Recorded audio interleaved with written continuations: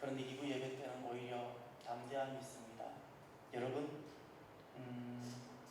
교회를 위해서 기도하십시오. 그리고 여러분들에게 물어봅니다. 영상으로 참여하는 여러분들에게 물어봅니다. 여러분은 여러분 앞에 서 있는 담임 목사에게 무엇을 원하십니까? 여러분은 담임 목사에게 어떤 것을 원하십니까? 교회 건물을 보존해 주기를 바라십니까? 여러분은 여러분 목사들에게 무엇을 기대하십니까? 저는 여러분에게 거듭 말씀드렸지만 신사참배했던 그 순간들을 역사적으로 거슬러 올라가서 저는 자주 추억합니다. 자주 기억합니다. 그 당시에 신사참배는 분명히 이것은 종교가 아니고 국민의례라고 했습니다. 국민의례이기 때문에 이것은 절대 신앙적인 문제가 아니고 차라리 이것을 해서 교회를 지키자고 했습니다. 그래서 많은 사람들이 신사참배를 가결을 했습니다.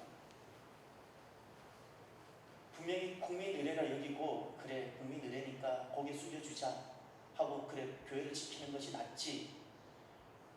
그러나 지금은 우리는 그 누구도 그 순간에 국민의례라고 말하는 사람 아무도 없습니다. 그리고 그런 결정이 잘못됐다고 이야기를 합니다. 오늘 우리들은 때로는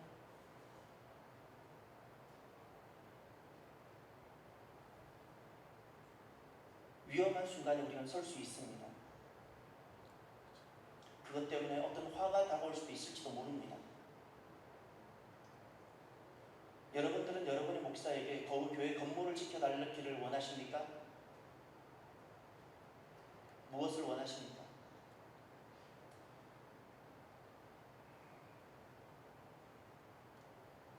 저는 여러분을 지키고 싶습니다.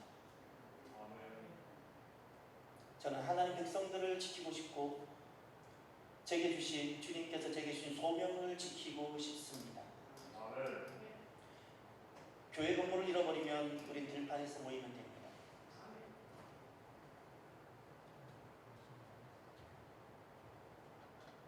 여러분은 정말 교회라면 교회를 위해서 기도하십시오. 기도하십시오. 지금은 코로나 시대라고 하지요. 여러분과 제가 거듭난 사람이라면 사람들은 눈앞에 온통 코로나밖에 보이지 않을 겁니다. 그러나 저와 여러분은 거듭난 백성이라면 지금도 여전히 하나님께서 주도하시고 하나님께서 주관하시며 이끌어가시는 성령 시대로 보여져야 합니다. 앞으로 코로나 다음에 또 다른 어떤 것이 더 어렵고 힘든 것이 올 거라고 전문가들은 예견을 합니다. 그럼에도 불구하고 그 시대는 성령님께서 주관하시는 교회 시대가 되어져야 합니다. 그래서 기도해야 합니다. 지금 이 코로나에 우리가 너무나도 쉽게 믿음을 만약에 양보를 해요. 다음번에 코로나보다 더 큰 것이 올 때는 어떻게 하시겠습니까? 그래도 여러분은 살아오면서 하나님을 경험했기 때문에 하나님께로 다시 돌아올 수 있다고 쳐요. 여러분의 자녀들은 어떻게 하겠습니까? 한번 믿음을 잃어버린 그 자리에 다른 사상이 들어오고 나면 그것이 얼마나 어려운지 여러분 아시지 않습니까? 공부하다가 성적이 한번 떨어지면 떨어진 성적 올리는 것은 어려워도 떨어뜨리는 것이 쉬운 것 알지 않습니까? 목사님 제가 왜 그렇게 몸부림치는지 아세요? 여러분의 신앙도 중요하지만 여러분이 반드시 바르게 서 있어야 다음 세대가 설 수 있고 교회가 서 있어야 진짜 이 나라가 복을 받기 때문에 그래요. 이 나라가 복을 받기 때문에.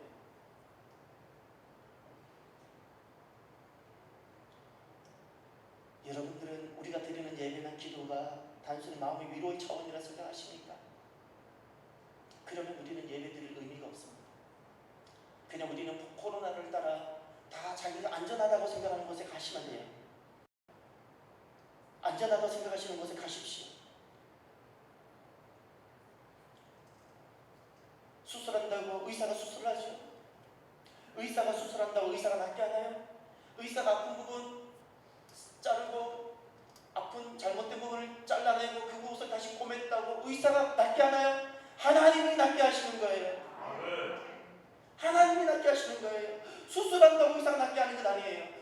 수술까지 해놓고 의사도 기다려야 되는 거예요. 이것이 과학의 한계입니다. 우리는 과학적 지식은 매우 유익하고 과학적 지식은 하나님께서 우리에게 주신 선물이기 때문에 이것을 존중받아야 되지만 과학적 지식 한계가 있다는 것을 우리는 인정해야 합니다. 아무리 시대 이성이 동의하는 과학적 결론일지라도 오류가 있을 수 있다는 것을 우리는 압니다. 그래서 과학적 지식은 실제로 겸손해야 합니다. 과학적 지식은 결코 우리의 모든 것에 해답을 줄 수 없습니다.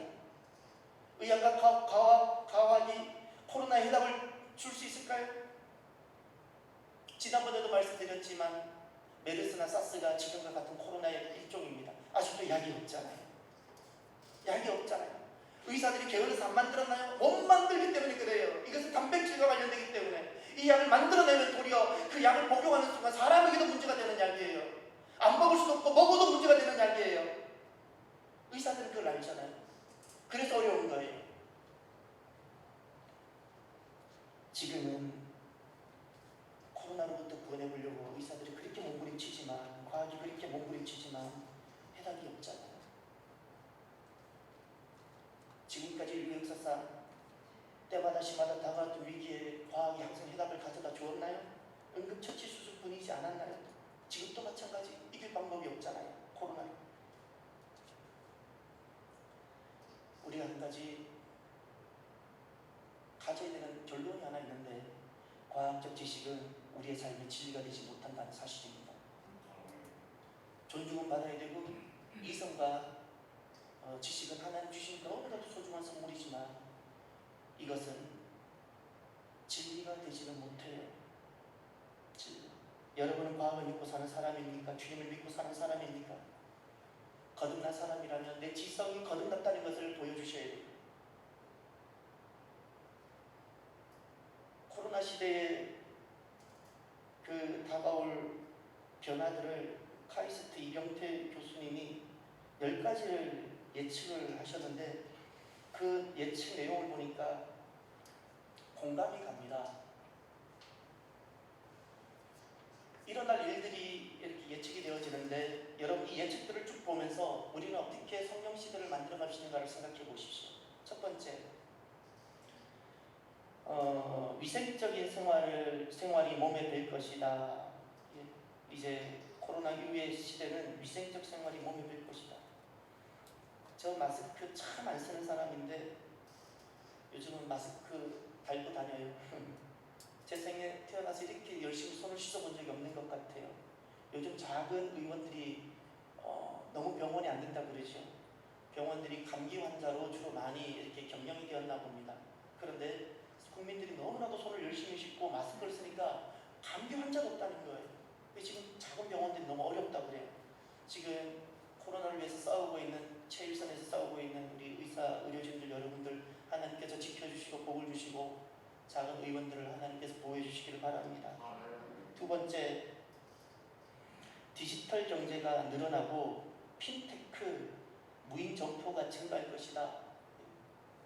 제가 아는 권사님이 이번에 그 아이스크림 가게를 오픈을 했어요. 우리 교회에서 가까운 곳에. 오늘이나 내일 제가 한번 가볼 겁니다. 그런데 그 권사님의 계획이 오랫동안 기도하고 이번에 응답받고 시작하셨는데 계획이 지난주에 오셔서 제게 그런 말씀하시더라고요.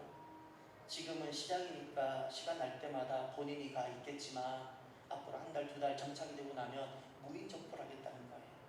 사람들이 와서 그냥 이렇게 필요한 물건, 아이스크림 가져가고 카드로 결제하고 갈 거라는 거예요. 이런 시스템이 정착될 때까지 자기가 조금만 있을 거라는 거예요.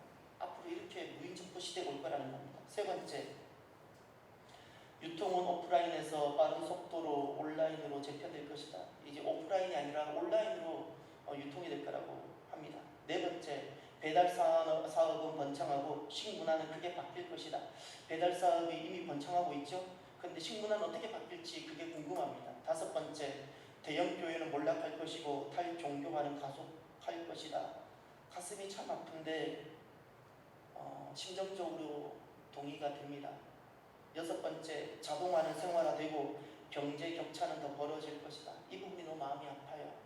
경제 격차가 더 벌어진다는 것 들으니까 성도들이 맞서 싸워야 될 이 아픔들 생각하면 제가 목사로서 너무 마음이 아픈 거예요. 7번째, 기업들은 공급망을 다변화하고 투자 분산 정책이 늘어날 것이다. 8번째, 대중교통 이용이 감소하고 교통 체증이 증가할 것이다. 제가 아는 한 학생이 지금 틈틈이 기차를 타고 다니는데 또 왜 예배하지 않냐 물어봤더니 요즘은 주말에 예배를 안 해도 된다는 거예요. 전에는 주말이면 예배를 안 하면 하루 이틀 전에 예배 안 하면 표가 없었는데 그냥 가서도 끊을 수 있다는 거예요. 그만큼 지금 대중교통을 이용을 안 해요. 대중교통은 대신 개인 차량을 이용하기 때문에 교통 체증이 증가할 거라는 거예요. 9번째, 공연장, 찜질방, 영화관, 노래방, 스포츠, 단체 여행 등은 사양길에 들 것이다. 이 중에 다른 건 다 괜찮은데 찜질방이 사양길에 들어간다니까 걱정이에요. 지방 가면 저는 갈 데가 없어. 제 찜질방에서 자거든요.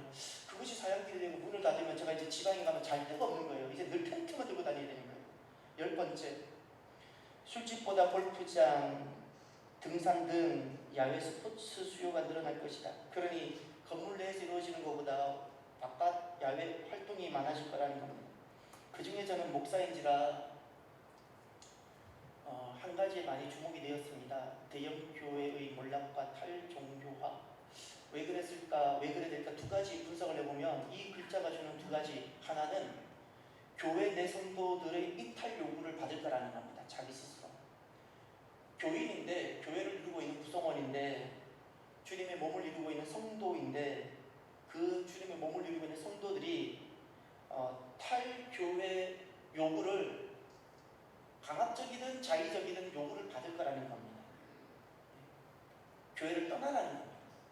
두 번째, 왜 탈종교화 현상이 일어날까? 사회로부터 종교에 대한 불신이 제기받을 거라는 겁니다. 불신 때문에 교회를 가지 말라고 불신이 더욱더 제기가 될 거라는 겁니다. 마음이 참 많이 아프지만 우리가 앞으로 직면해야 될 시대가 만약에 이와 같다면 여러분 이와 같은 시대에 우리는 어떻게 살아야 할까요? 과학은 해답은 주지 못하고 정작 해답은 하나님께 있는데 이 해답을 세상에 알려줘야 되는 교회는 이런 위기를 이런 흔들림을 받게 된다면 여러분 우리는 지금 믿음으로 살아야 되는데 어떻게 살아야 합니까? 오늘 본문으로 돌아가 보시길 바랍니다.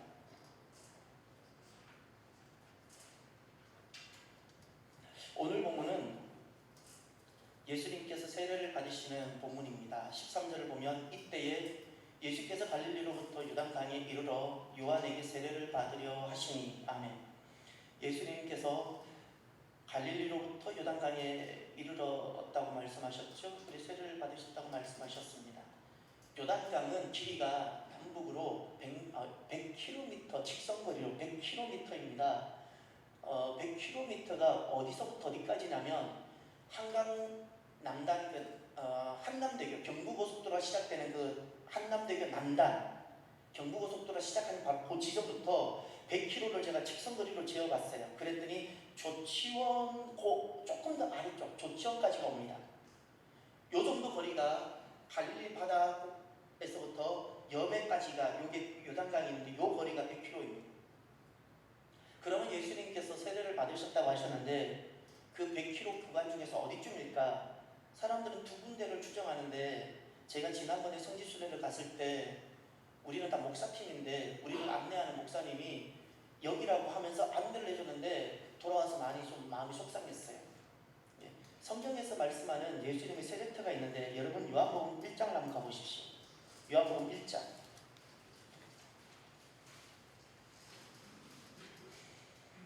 성경은 분명히 증거합니다.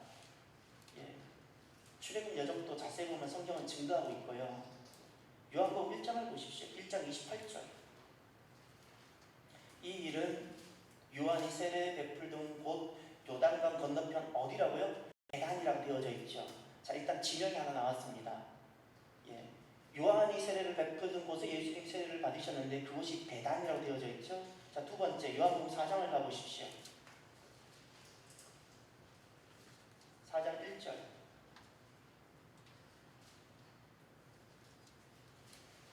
예수께서 제자를 삼고 세례를 베푸시는 것이 요한보다 많다 하는 말을 바리새인들이 들은 줄을 주께서 아신지라. 예수님께서 세례를 베푸시죠. 예, 그런데 3절을 보세요. 예수님께서 세례를 베푸셨는데 그 자리가 어딘지, 유대를 떠나서 다시 갈릴리로 가실세라고 되어져 있죠. 지금 예수님께서 세례를 베푸시고 또 제자들이 세례를 베푼 곳이 유대 땅에 있었다는 걸 알 수 있죠. 요한복음 10장을 가보십시오. 요한복음 10장 40절. 요한복음 10장 40절. 다시 요단강 저편 요한이 처음으로 세례 베풀던 곳에 가사 거기 거하시니. 예.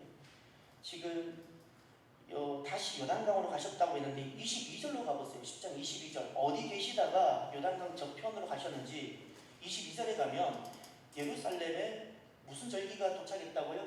수전절이죠. 우리로 말하면 성탄절 어간입니다.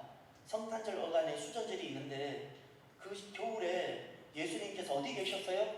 예루살렘에 계셨어요. 그리고 본문이 40절로 이어지는 거예요. 예루살렘에 계셨던 예수님께서 다시 요단강 저편이라 그랬어요. 그러니 이 지역은 어디일까요?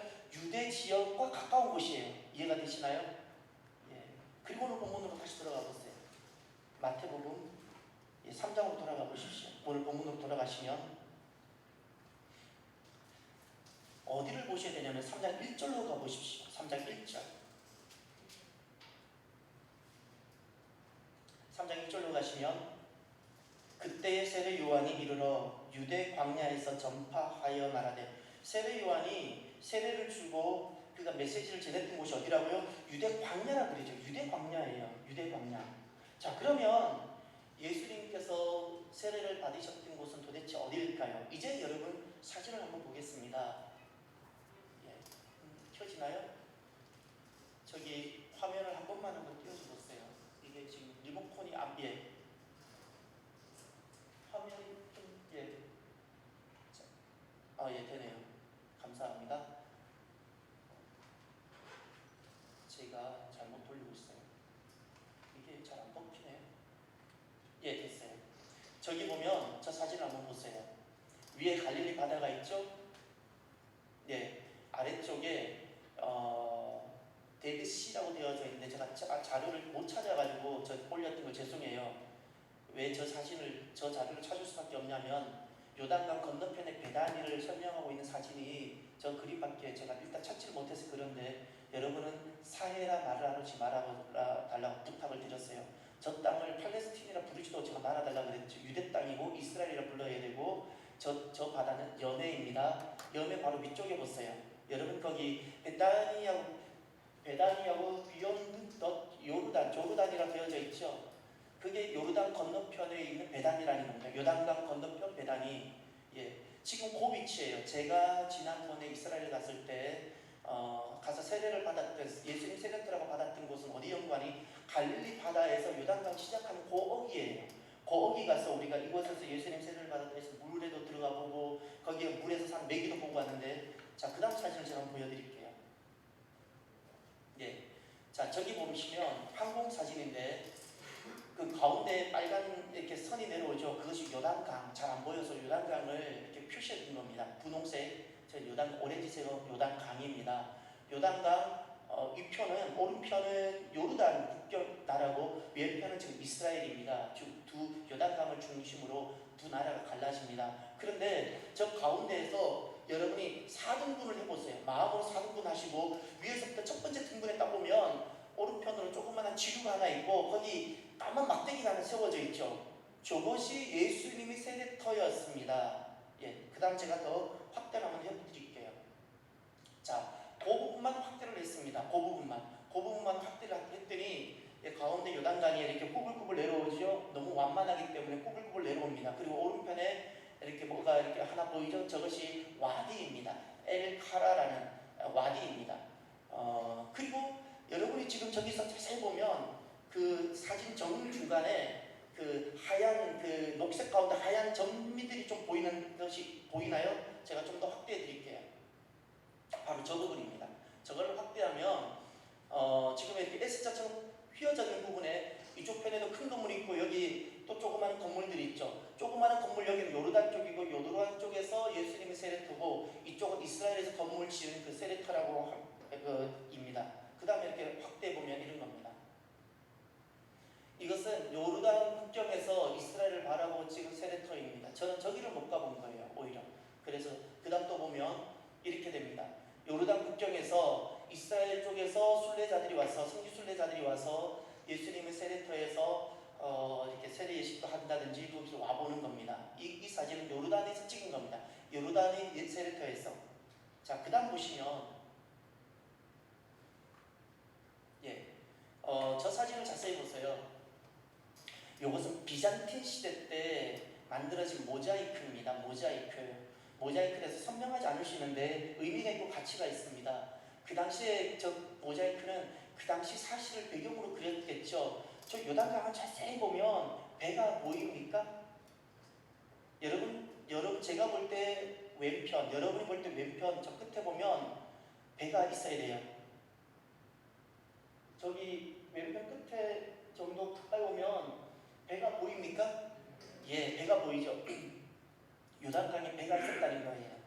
여기서 저쪽을 건너가는 배예요. 예, 배가 있었고 그 다음에 저 모자이크 위쪽 오른쪽 위쪽을 보면 사슴 같은 것이 뛰어가는 것이 보이죠. 근데 자세히 보면 얼굴을 뒤로 돌렸어요. 뛰어가면 앞을 봐야 되는데 뒤를 돌렸죠.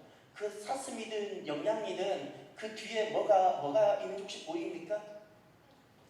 예, 뭉개졌어요. 뭉개졌는데 잘 안 보이죠? 요것은 누군가가 훼손했어요. 여기 사자예요, 사자. 그런데 이제 자세히 보세요. 지금 가면 거기는 사슴도 없고 사자도 없는데 저 당시에 그 요단강 주변에는 무엇이 있었다는 것을 반증하고 있으니까 예, 사슴도 있고 사자도 있었다는 것을 반증할 수 있겠지요. 그런데 저는 오늘 여러분들에게 소개하고 싶은 것은 한 장면입니다. 저 그림에서 요단강 자체를 한번 봐주세요.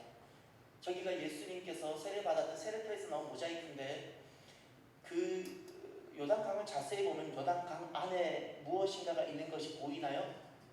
물고기가 보이죠. 바로 그겁니다. 물고기가 초대교회 때 물고기 상징은 초대교회 성도들의 상징은 무엇이면 물고기였어요.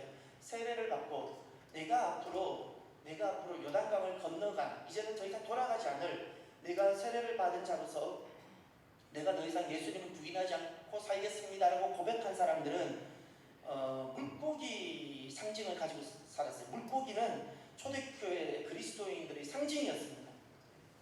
저것이 세례터에 있었던 거예요. 이렇게 세례에 참여한 사람들이 실제로 생명력이 넘치는 삶을 살게 되었다는 겁니다. 오늘 우리가 저 자리에서 어떤 역사가 일어나는가 성경에서 예수님이 세례 받으셨던 그곳에서 두 가지 성경에서 중요한 사실이 일어납니다. 그 두 가지 사실이 오늘 우리들에게 너무나도 중요한 코로나 시대를 성령 시대로 만들어가야 되는 우리들에게 중요한 교훈을 주고 있습니다. 메시지를 주고 있습니다. 저곳에서 어떤 일이 일어났을까요? 제가 이 사진을 바꿔놓을게요. 예, 이게 뒤로 가야 되나요? 네, 잠시만요. 잘 안 되네요. 전도사님, 그 항공 사진, 예, 이게 잘 안 맞네요. 뒤로 좀 넘겨가 주세요. 넘어가 버렸어요? 좀 더 넘겨보세요. 예, 좀 더 넘겨가 주세요. 좀 더 됐어요. 그 사진을 주세요. 이제 여러분들이 저 위에서 4분의 1 지점에 세례터가 이제 눈에 보이시죠? 저곳이 우리가 오늘 성경에서 만났던 베단이라는 곳이고 킹 제임스 버전에는 저곳을 벳 아라바라고 설명을 하고 있습니다. 벳 아라바라는 것은 건너가는 자의 집이라는 뜻이에요. 건너가는 자의 집. 그러면 여러분 저곳에서 도대체 어떤 일이 있었기에 건너가다라는 단어가 쓰여졌을까요? 두 가지 역사가 있었어요. 예수님이 세례를 받으셨던 저곳에서 과거에 어떤 일이 있었는가? 첫 번째, 여호수아가 저곳에서 요단강을 건너갑니다.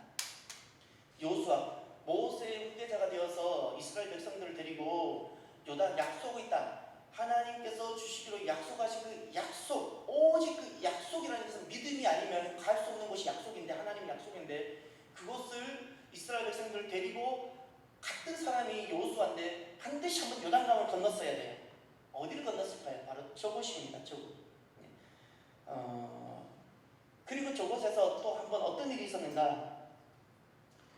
여러분 엘리야를 기억하십니까? 엘리야가 죽음을 보지 않고 승천한 사람이죠. 그가 승천하기 전에 불말과 불수레를 타고 하늘로 올라가기 전에 그가 요단강에 와서 겉옷을 가지고 선지자들이 입었던 겉옷을 가지고 요단강을 치고 그랬더니 물이 이리저리 갈라지고 요단강을 건넌 사건이 나옵니다. 바로 저곳입니다.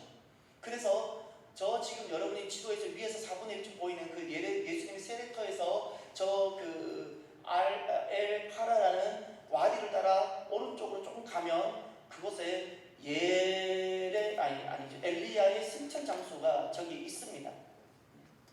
중요한 것은 여호수아가 이스라엘 백성들을 데리고 요단강을 건널 때 요단강이 끊어졌던 곳도 저곳이고 엘리야가 죽음을 보지 않고 하늘로 가기 위해서 요단강을 다시 건넜을 때 요단강이 끊어졌던 곳도 저곳이고 요단강을 건넜던 곳이 바로 저곳입니다.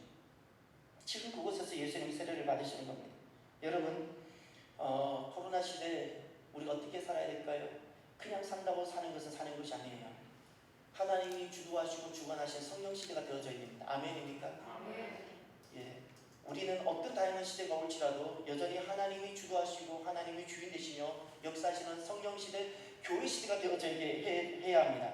그러면 오늘 저와 여러분 한 가지를 기억하십시다. 이 코로나 시대에 우리가 어떻게 성령 시대, 교회 시대로 살아갈 것인가? 예수님을 통해서 교훈을 하나 얻기를 바랍니다. 예수님께서는 우리들에게 주시는 말씀입니다.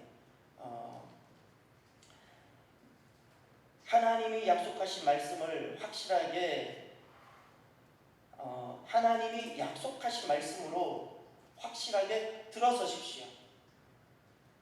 들어서십시오. 하나님이 약속하신 말씀. 저 땅은 약속의 땅이죠. 그 약속의 땅은 요단강에 들어서기 전에는 절대 건널 수 없는 곳이었어요. 여러분 여호수아 3장을 가보십시오. 여호수아 3장.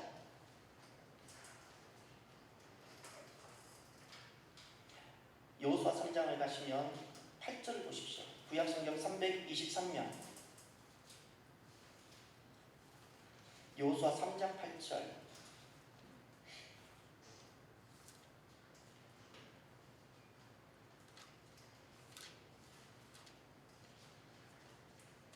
저와 여러분이 한 절씩 봅니다. 3장 8절을 먼저 봅니다.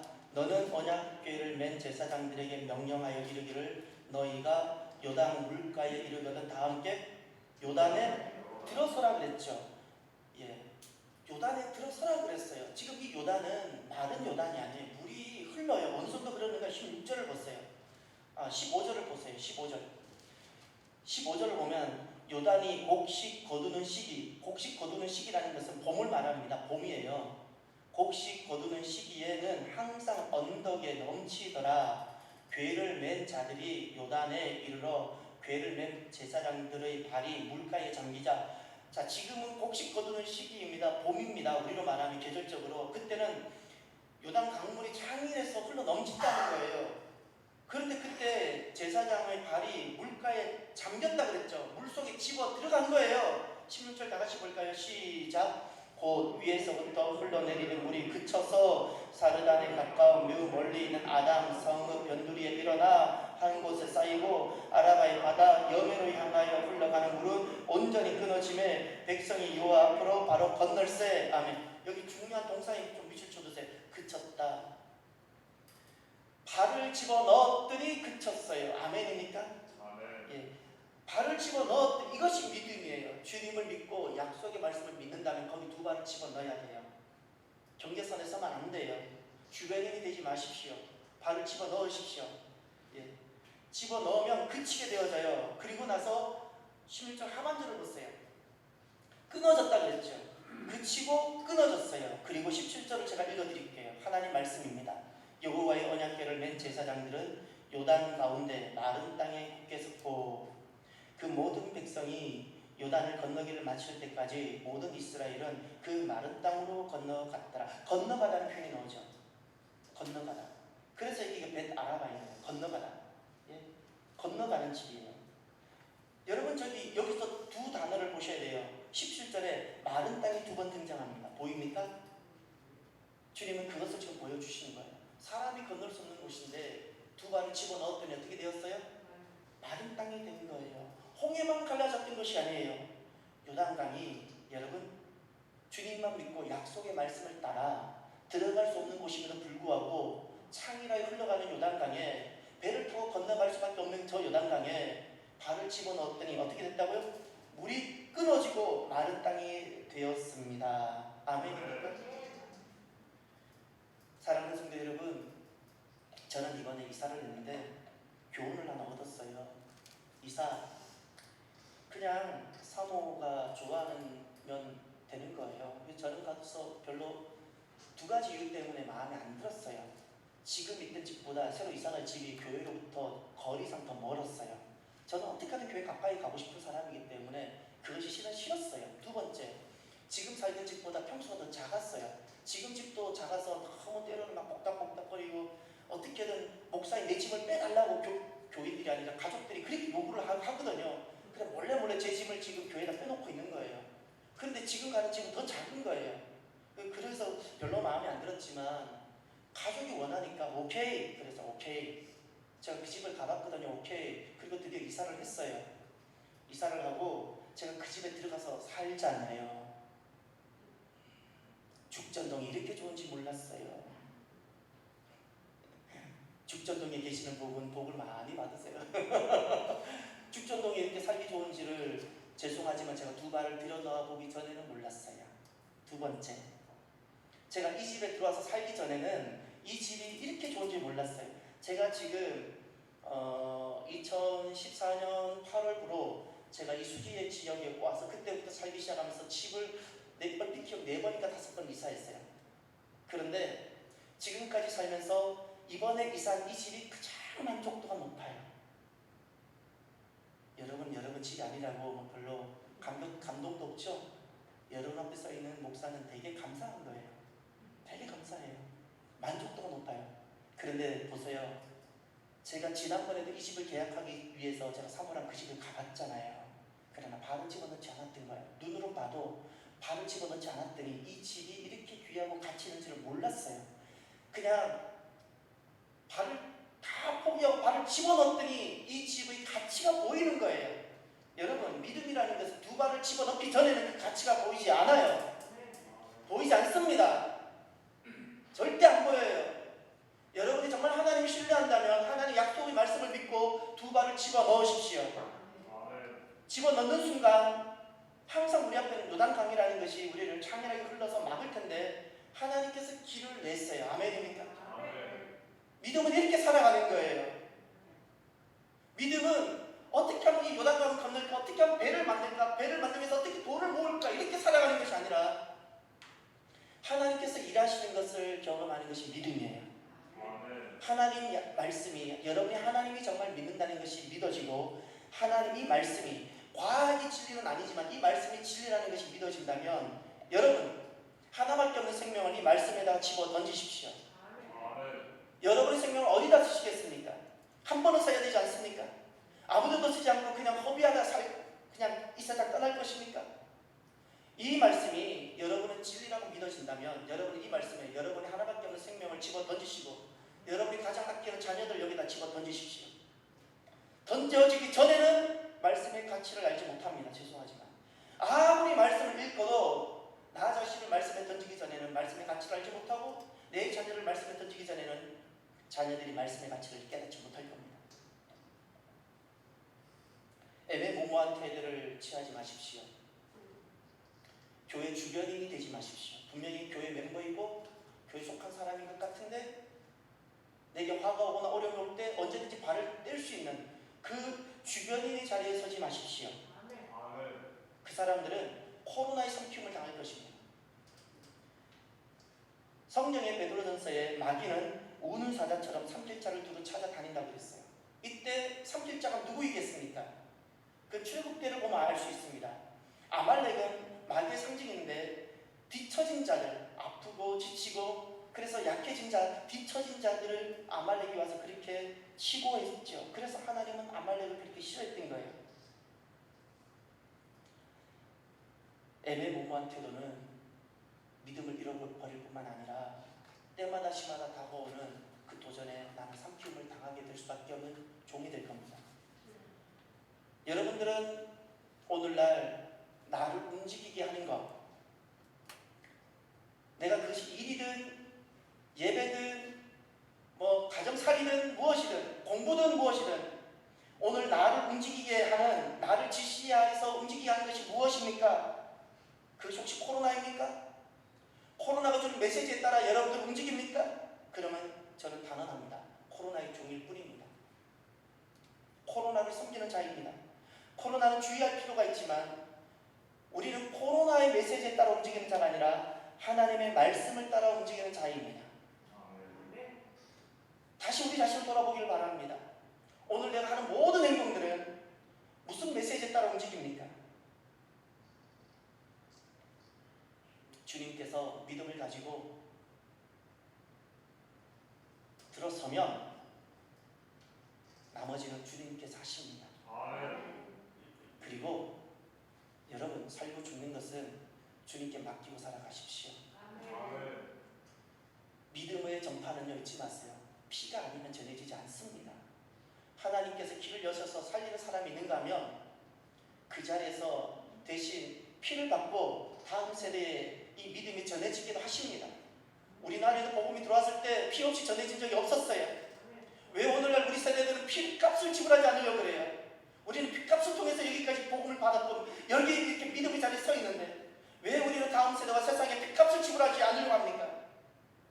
하나님께서 길을 여시면 감사하고, 그러지 않고 하나님께서 오늘 다음 세대와 세상의 구원을 위하여 나를 원하실 때는 기꺼이 나아가시길 바랍니다. 그러면 하나님께서는 어떻게 하실까요? 오늘 본문으로 돌아가 보십시오. 16절입니다. 예수께서 세례를 받으시고 곧 물에서 올라오실새 하늘이 열리고 하나님의 성령이 비둘기같이 내려 자기 위에 임하심을 보시더니. 아멘. 예수님 세례를 받으셨습니다. 그랬더니 하늘이 열렸어요. 그리고 성령님이 임하셨습니다. 세례라는 것은 지난날 요단 동편에서의 삶을 내가 정리하고 이제 나는 내 옛사람은 죽고 이 요단을 건너서 약속의 땅으로, 나는 이제 하나님의 약속을 붙들고 이것만 진리 여기고 내가 살겠다는 거룩한 결단인 겁니다. 옛사람은 죽는 겁니다. 이것이 세례입니다.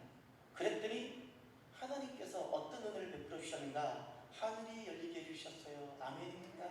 우리는 땅에 살아가지요? 그런데 하늘이 열려요. 우리들에게 하늘이 열리기를 바랍니다. 하늘이 열리면 어떻게 되는가? 성령님이 임하신다고 말씀하셨어요. 아멘입니까? 성령님이 임하세요.